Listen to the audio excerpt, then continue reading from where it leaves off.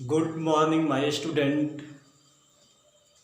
आज आप लोगों के विद्युत इलेक्ट्रिसिटी चैप्टर में हम वैद्युत फ्लक्स के बारे में बात करेंगे। ठीक है ना भाई, आप लोग ध्यान से देखिए। देखो, सबसे पहले ये आपका इलेक्ट्रिक फ्लक्स कहते किसे हैं, इसे आप डिफाइंड कैसे करेंगे, तो आप लोग ध्यान से सुनेंगे। वैद्युत फ्लक्स वैद्युत क्षेत्र का गुण है। ठीक है ना भाई, आप लोग जानते हैं या हम जानते हैं कि किसी वैद्युत क्षेत्र को वैद्युत बल रेखाओं द्वारा निरूपित किया जा सकता है।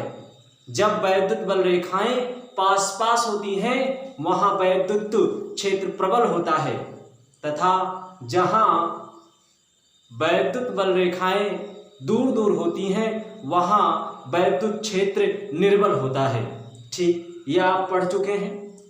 अब देखिए आगे आपका क्या है, वैद्युत फ्लक्स कहते किसे हैं। वैद्युत क्षेत्र में स्थित किसी काल्पनिक पृष्ठ पर, वैद्युत क्षेत्र में स्थित किसी भी काल्पनिक पृष्ठ पर वैद्युत फ्लक्स उस पृष्ठ से होकर गुजरने वाली बल रेखाओं की संख्या की माप है। इसे फाई ई से प्रदर्शित करते हैं। किससे भाई? फाई ई से प्रदर्शित करते हैं। यह आपका वैद्युत फ्लक्स को किससे प्रदर्शित करते हैं भाई? फाई ई से प्रदर्शित करते हैं। यह आपका जो वैद्युत फ्लक्स है, वैद्युत फ्लक्स एक अदिश राशि है। ठीक, इस फिगर में आप लोग देखेंगे कि जो वैद्युत फ्लक्स फाई ई है, वैद्युत फ्लक्स फाई ई है, और इसमें जो आपका वैद्युत क्षेत्र है वो वेक्टर ई है, और ये जो आपका क्षेत्रफल है, अल्पतम क्षेत्रफल है, वो आपका क्या है? वेक्टर डी ए है। ठीक है ना भाई, ये वैद्युत बल रेखाएं हैं। ये वैद्युत बल रेखाएं आप देखेंगे कि वैद्युत बल रेखाओं का आपका क्या यूज है। आप इसमें थोड़ा सा मानेंगे, मान करके आप लिखेंगे माना कि पृष्ठ अवयव डी ए की स्थिति पर वैद्युत क्षेत्र वेक्टर ई है। ठीक, आप स्केलर गुणन वेक्टर ई वेक्टर डी ए, ठीक है ना, आप देखिए स्केलर फॉर्म में ये आपका हो जाएगा vector E dot vector D ए, ये स्केलर फॉर्म में है। अब आपका स्केलर फॉर्म में हो गया। आप जानते ही हैं कि स्केलर फॉर्म में आप कैसे लिखेंगे। ठीक, स्केलर फॉर्म में आप, ये स्केलर का मतलब आप जानते ही हैं कि ये गुणन यानी कि आपका अदिश गुणन, ये अदिश गुणन जो है ये अवयव से होकर जाने वाला क्या है? वैद्युत फ्लक्स कहलाता है।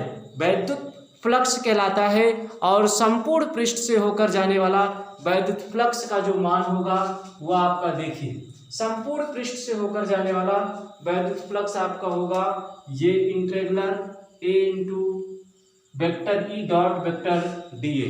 ये टोटल आपका क्या होगा? वैद्युत फ्लक्स का मान होगा। जहां पर ये इंटीग्रल ए जो है ये संपूर्ण पृष्ठ के लिए पृष्ठ समाकल है। क्या भाई?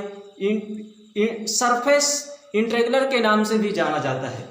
थोड़ा सा और भी हमारे बात पे ध्यान देंगे।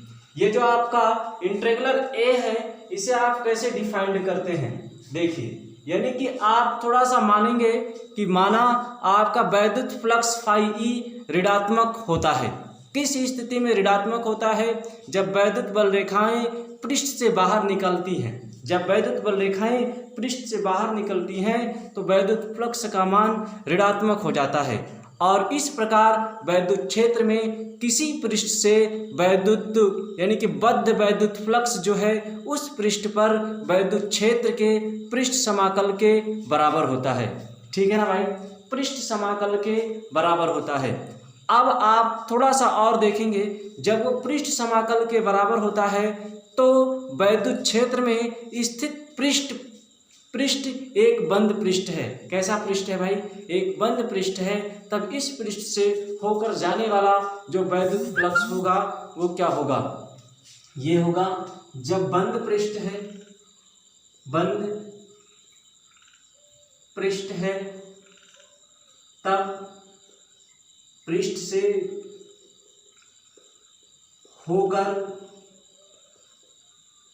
जाने वाला वैद्युत फ्लक्स, वैद्युत फ्लक्स क्या होगा भाई, phi is equal to integral A, क्या होगा फाई ई, ये आपका इंटीग्रल फॉर्म ऐसे लिखेंगे, ठीक। और देखिए भाई vector E dot vector D ए, ठीक, यहाँ तक समझ में आ गया। यहाँ से आप थोड़ा सा इसके नीचे आप लिखेंगे, अब माना कि एक समतल पृष्ठ जिसका क्षेत्रफल वेक्टर डी ए है, या आप क्षेत्रफल ए है, एक समान वैद्युत क्षेत्र में कैपिटल ई इस प्रकार रखा है कि पृष्ठ पर खींचा गया अभिलंब वैद्युत क्षेत्र वेक्टर ई से थीटा कोण बनाता है। कितना कोण बनाता है भाई, थीटा कोण बनाता है। थीटा कोण जब बनाता है तब आपका देखेंगे परिभाषा के अनुसार पृष्ठ से होकर जाने वाला जो वैद्युत फ्लक्स है वो क्या है, आप लिखेंगे परिभाषा के अनुसार पृष्ठ से होकर जाने वाला वैद्युत फ्लक्स, ठीक, वैद्युत फ्लक्स क्या है भाई, ये हो जाएगा आपका phi E is equal to आपका यहां लिख सकते हैं integral A into vector E dot vector D A, क्या हो जाएगा डॉट वेक्टर डी ए। यहां पर आपका जो वेक्टर डी ए है ये आपका पृष्ठ अवयव डी ए को निरूपित करने वाला क्षेत्रफल वेक्टर है, ठीक है ना भाई। चूंकि वेक्टर डी ए पृष्ठ के अभिलंबवत है, ठीक, यदि वेक्टर ई व वेक्टर डी ए के बीच जो कोण बन रहा है वो थीटा है, तब आप कैसे लिखेंगे, ऐसे यदि वेक्टर ई तथा वेक्टर डी ए के बीच बनने वाला कोण थीटा है, क्या है भाई, थीटा है, तो ये क्या हो जाएगा, देखिए ये हो जाएगा vector D A dot vector D A is equal to E, और आप डी ए लिखेंगे डी ए कॉस थीटा, ये आपका कोड हो जाएगा, ठीक है ना। अब ये आपका कोड हो गया। ये जैसे आप लोग 11th क्लास में वेक्टर चैप्टर में पढ़े थे कि vector A dot vector B is equal to A B cos theta होता है, ये फार्मूला आप क्लास 11th में पढ़ चुके हैं, ठीक है ना। यही यहाँ पर अप्लाई हुआ है, आप ध्यान देंगे, ठीक है ना। समझ में आ रहा है कैसे, जो भी आपकी भूमिका है यानी कि जो आप पढ़ चुके हैं 11th उसका यहाँ पर उपयोग हुआ है, ठीक है ना। आप देखिए यहाँ से आप ये वैल्यू जो है ये किसके बराबर है, ये वैल्यू आपका फाई ई के बराबर है। आप लिखेंगे हम जानते हैं कि जो आपका फाई इज इक्वल टू क्या है भाई, इंटीग्रल ई इंटू ई डी ए कॉस थीटा, ठीक, ये हो गया। अब आप यहां से क्या करेंगे, देखो ई कांस्टेंट ए से बाहर निकालेंगे तो ये हो जाएगा आपका फाई इज इक्वल टू, ठीक, ये हो जाएगा इंटीग्रल, आप यहां से ई बाहर निकाल लीजिए, ठीक, इंटीग्रल ए और ये हो जाएगा डी ए कॉस थीटा, ठीक है ना भाई। समझ में आ रहा है आप लोगों को, ठीक। आगे देखेंगे भाई, आप यहां पर क्या लिखेंगे, हम लिखेंगे परंतु परंतु integral A D A is equal to आपका क्या होता है भाई, इज इक्वल टू आपका ये होता है, इज इक्वल टू आपका क्या होता है भाई, ए होता है, ये आपका ए के बराबर है। ठीक, समझ में आ रहा है ना भाई। चलो आगे देखते हैं। अब आपका इसके नीचे आप थोड़ा सा और एक लाइन में लिखेंगे कि यह आपका फार्मूला हो गया। आप यहाँ पर लिख सकते हैं, ये हो जाएगा आपका फाई ई और ये आपका हो जाएगा ई ए कॉस थीटा। क्या हो जाएगा भाई, ई ए कॉस थीटा। ये आपका सूत्र है, ये आपका क्या है, सूत्र है। आप देखिए आगे थोड़ा सा और देखते हैं। ठीक, इसके बाद आप कंडीशन नंबर फर्स्ट, इसके कंडीशन के बारे में बात करते हैं। ये फिगर आपको समझ में आ गया ना।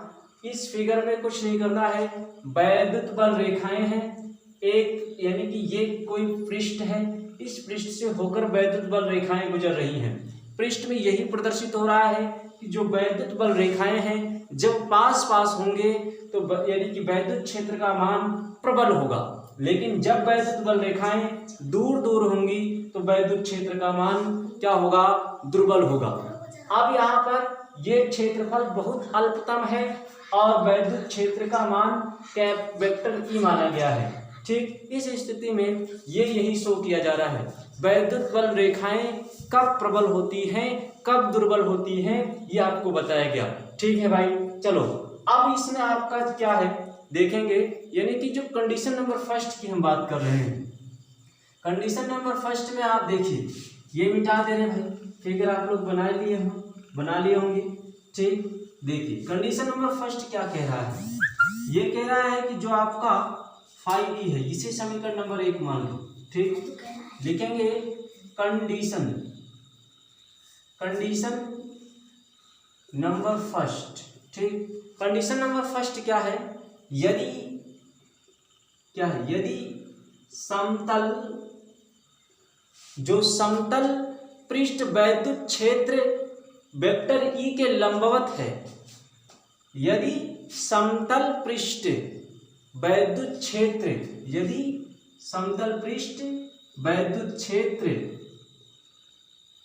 के अभिलंबवत है, क्या भाई, अभिलंबवत है, तो क्या होगा, theta is equal to 90 degree होगा। थीटा का मान कितना होगा भाई, 90 अंश होगा। और जब 90 अंश होगा तो आप जानते ही हैं, तो आपका क्या हो जाएगा, या आप 90 अंश मानते हैं तो यहाँ से आपका क्या होगा, phi E is equal to आप लिखेंगे ई ए कॉस 90 डिग्री।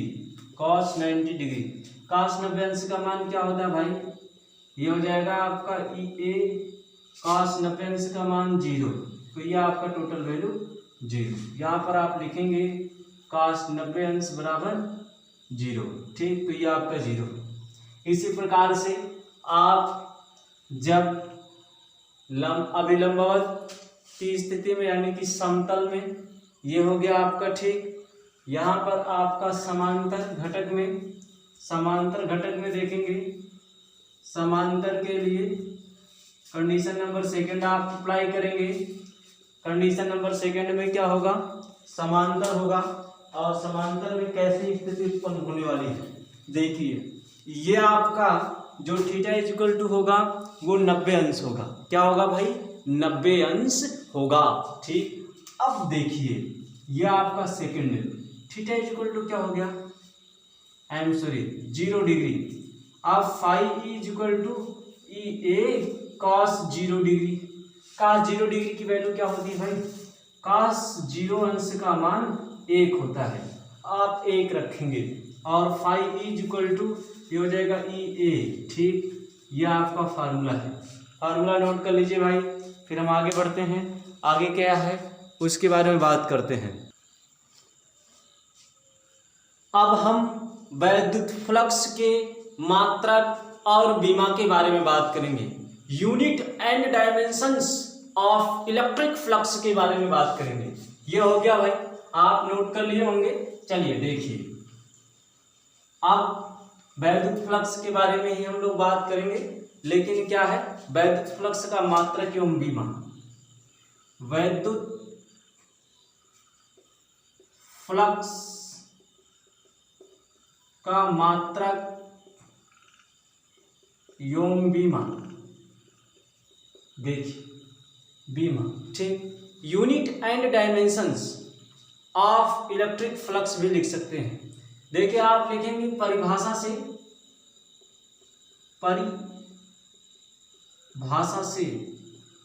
ठीक, परिभाषा भी हमने आपको क्या बताया, आप लोगों को याद है ना कि phi E is equal to, हमने ई ए ये फार्मूला प्रूवमेंट किया, ठीक। यहां पर आप कॉस थीटा भी लगा दो, ये आपके बीच के कोण है।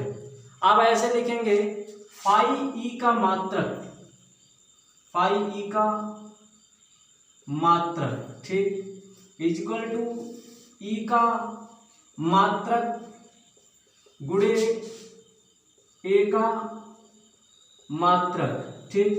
देखिए फाई ई का मात्रक आप लोगों को ज्ञात करना है, तो आप लिखेंगे फाई ई का मात्रक बराबर, ई का मात्रक क्या है, वैद्युत क्षेत्र का मात्रक क्या होता है भाई, बता चुके हैं, न्यूटन प्रति कूलम होता है, न्यूटन प्रति कूलम होता है भाई। और देखो भाई, ये क्षेत्रफल का मात्रक मीटर स्क्वायर होता है, क्या भाई, मीटर स्क्वायर होता है, क्षेत्रफल का मात्रक मीटर स्क्वायर। तो यहां से आपका क्या हो जाएगा, फाई ई का मात्रक न्यूटन मीटर स्क्वायर प्रति कूलम, ठीक है ना, ये आप नोट कर लेंगे, ठीक। या आप इसे शॉर्टकट में न्यूटन को एन, मीटर को एम स्क्वायर और प्रति सी, ठीक, ऐसे भी लिख सकते हैं ये, ठीक है ना, नोट कर रहे हैं भाई। अब वैद्युत फ्लक्स का अन्य मात्रक अगर देखा जाए तो आप क्या लिख सकते हैं, वोल्ट मीटर गुणे मीटर स्क्वायर, ठीक।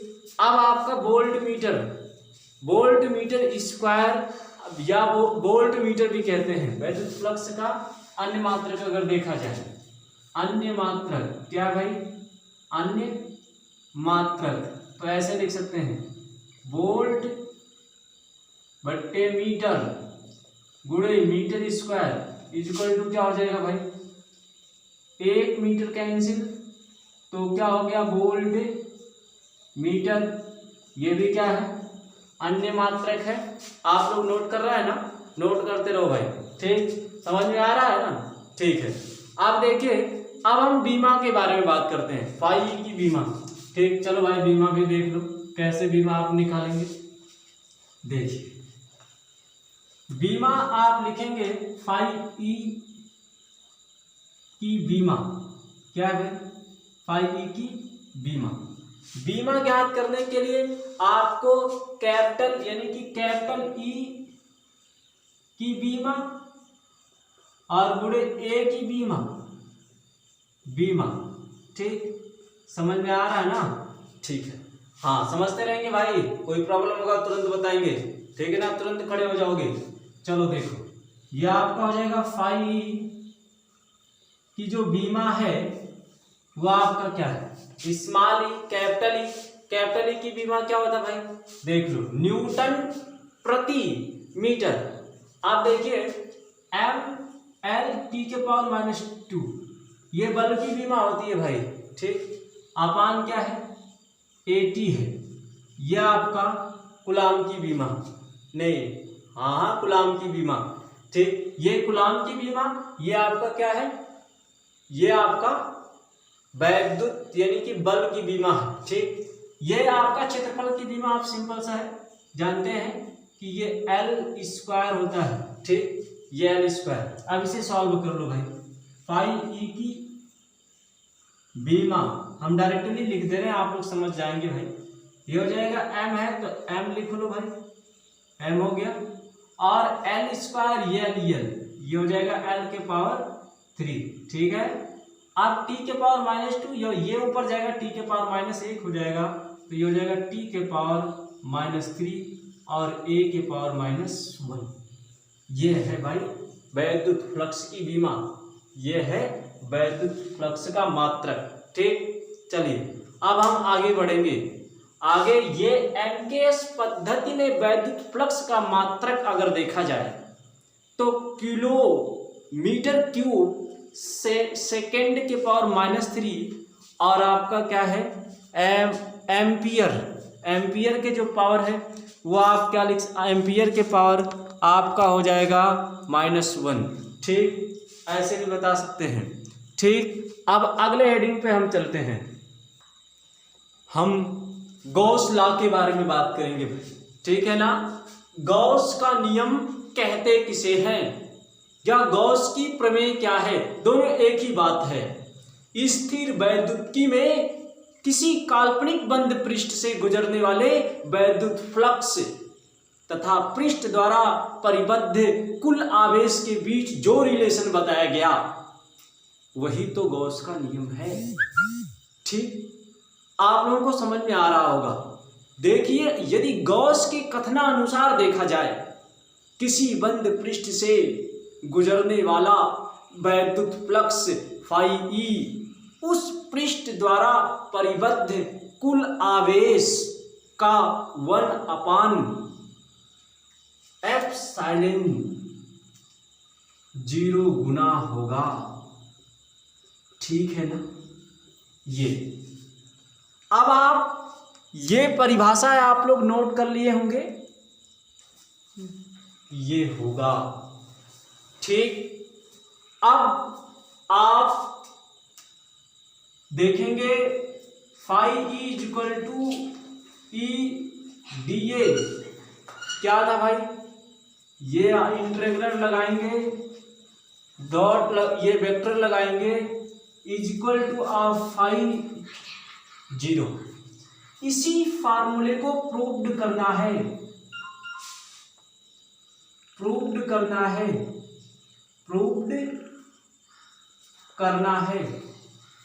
ठीक है, इसी को प्रूव करना है भाई। चलो हम प्रूव करते हैं। कैसे प्रूव करेंगे आप लोग ध्यान से देखेंगे। ठीक, जो समझ में नहीं आएगा तुरंत बताएंगे भाई। ठीक, अब देखिए आप ये फार्मूला आप लिख लीजिए, प्रूफ, ये हो गया आपका प्रूफ। ठीक, या आप इसे लिख सकते हैं उपपत्ति। क्या? उपपत्ति। अब उपपत्ति में थोड़ा सा आप नोट करेंगे जो हम बोल रहे हैं। आप मानेंगे माना कि एक बिंदु आवेश प्लस क्यू एक बंद पृष्ठ कैपिटल ए के भीतर बिंदु ओ पर स्थित है। ठीक, माना कि फिर से कि इस पृष्ठ पर एक बिंदु P के चारों ओर एक लघु क्षेत्रफल अवयव dA है। क्या है भाई? लघु क्षेत्रफल अवयव dA है। ये ऐसे। ठीक, माना कि आपका यहां पर OP फिगर बना लेंगे भाई। फिगर आप बनाएंगे, अब आप देखेंगे फिगर के बारे में हम। ये फिगर आपका बन गया भाई। आप फिगर में ध्यान से देखेंगे, ये जो dA है ना, इसका क्षेत्रफल है, अल्पतम क्षेत्रफल है। ठीक, और ये आपका प्लस क्यू आवेश ये आपका रखा गया है O बिंदु पर, और ये जो आपके इनके बीच की दूरी है यहाँ तक वो स्मॉल r है, और ये बिंदु P पर आपको वैद्युत क्षेत्र यानी कि ये आपको वैद्युत क्षेत्र का मान ज्ञात करना है। वैद्युत फ्लक्स का मान, गॉस का प्रमेय में वैद्युत फ्लक्स के मान को हम डिफाइंड करेंगे। ठीक, कैसे मान ज्ञात करेंगे हम आगे थोड़ा सा बोल रहे हैं, आप लोग नोट कर लीजिए। ठीक है ना, आप लिखेंगे, ये तो लिख चुके हैं कि माना कि एक बिंदु प्लस क्यू आवेश बंद पृष्ठ A के भीतर बिंदु O पर स्थित है। माना कि इस पृष्ठ पर एक बिंदु P के चारों ओर एक लघु क्षेत्रफल अवयव dA है। अभी हमने बोला था भाई। अब उसमें आप लिखेंगे माना OP बराबर जो है वो स्मॉल r है। क्या है भाई? ऐसे OP फिगर में OP इक्वल टू क्या है? स्मॉल r है। ठीक समझ रहे होंगे। क्षेत्रफल अवयव DA को पृष्ठ पर अभिलंबवत खींचें। आप जब खींचेंगे या खींचा गया तो जो वेक्टर DA है, वेक्टर आप ऐसे भी लिख सकते हैं या आप वेक्टर DA ऐसे भी लिख सकते हैं, ठीक, से गुजरने वाला बाहर की ओर को क्या है भाई, दृष्ट वैद्युत फ्लक्स है। किस तरफ भाई, बाहर की ओर को ये दृष्ट वैद्युत फ्लक्स है, ठीक। अब जब दृष्ट वैद्युत फ्लक्स है तो आप यहां लिखेंगे, क्या लिखेंगे, वैद्युत फ्लक्स फाई, क्या है भाई, वैद्युत फ्लक्स का मान D phi is equal to, ये आपका हो जाएगा क्या, देख लो, vector E dot vector DA, क्या हो गया, vector E dot vector DA। यहां से आप क्या लिख सकते हैं, D phi is equal to, ये हो जाएगा E DA cos थीटा। अभी हमने बताया था ये, ठीक, आप लोग ध्यान से समझेंगे। यहां आप थोड़ा सा देखिए, जो थीटा है ये वेक्टरों, वेक्टर E और वेक्टर DA के बीच का कोण है, ठीक, क्या है, बीच का कोण है। अब हम जानते हैं, आप लोगों ने ये पढ़ रखा है, क्या पढ़ रखा है भाई, जो आपका वैद्युत क्षेत्र की तीव्रता का आपका फार्मूला है, ये E is equal to 1/4 pi epsilon 0, और क्या है भाई, ये आपका फार्मूला Q/r² है, क्या भाई, Q/r² है। इस फार्मूले को हमने बताया, ठीक। आप देखिए, इसी में आप क्या करेंगे, यहां से आप वैल्यू अप्लाई करेंगे, कैसे, यानी कि ये जो आपका D फाई है, E का मान है, तो आप इसे समीकरण नंबर 1 मान लीजिए भाई, और आप इसे समीकरण नंबर 2 मान लीजिए। समीकरण 1 और 2 से हल कर लीजिए। देखिए, समीकरण 1 में 2 का मान रखने पर रखेंगे, ठीक, ये हो जाएगा आपका D phi is equal to, E का मान आप रखेंगे तो 1/4 पाई एप्सिलॉन 0 इंटू Q/r², ठीक, ये क्या हो जाएगा भाई, r² हो गया ना, आपको समझ में आ रहा है। आप देखिए क्या बचा भाई, DA बचेगा, cos थीटा लिख लो, इतना समझ में आ गया ना, DA cos theta upon r² कर सकते हैं। आप लिखेंगे, हम जानते हैं, क्या जानते हो भाई आप लोग, कि DA cos theta upon r², ये आप लोग 11th क्लास में पढ़े हैं कि ये किसके बराबर होता है, d ओमेगा के बराबर होता है। d ओमेगा क्या है, ये क्षेत्रफल अवयव DA द्वारा O बिंदु पर आंतरिक घन कोण है। देख लो भाई, ये घन कोण है, क्या है भाई, घन कोण है, बिंदु O पर ये घन कोण है। फिर से, क्षेत्रफल अवयव DA द्वारा बिंदु O पर आंतरिक कोण, ये घन कोण है, आप याद रखेंगे भाई, ठीक। आप देखेंगे, अतः आपका यहां ऐसे लिखेंगे, अतः, या कुछ भी ऐसे, ठीक, ये हो जाएगा आपका D फाई, ये वैल्यू अप्लाई कर दो तो ये हो जाएगा आपका, इसे समीकरण नंबर 3 मान लो, तो आप लिखेंगे समीकरण 3 से, समीकरण 3 में DA cos theta upon r² बराबर D ओमेगा रखने पर ये हो जाएगा D phi is equal to 1/4 pi epsilon 0 into आपका क्या लिखेंगे भाई, ये हो जाएगा डी ओमेगा, क्योंकि ये टोटल वैल्यू ये जो है इंटू क्यू और क्या हो गया डी ओमेगा। यहाँ तक समझ में आ गया ना। अब देख लो आगे क्या है। ठीक, अब हम संपूर्ण पृष्ठ ए से होकर जाने वाला कुल flux phi is equal to integral vector E dot vector D A के बारे में यानी कि ये रखेंगे और ये अप्लाई करेंगे वैल्यू यहाँ से, तो ये आपका क्यू अपान 4 पाई एप्सिलॉन 0 इंटीग्रल डी ओमेगा हो जाएगा। परंतु डी ओमेगा है क्या ये आपका देख लो। आप लिखेंगे परंतु integral d omega is equal to 4 pi होगा। क्यों भाई?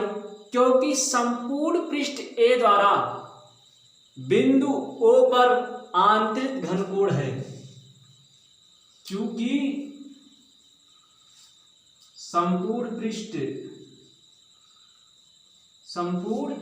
पृष्ठ ए द्वारा बिंदु ओ पर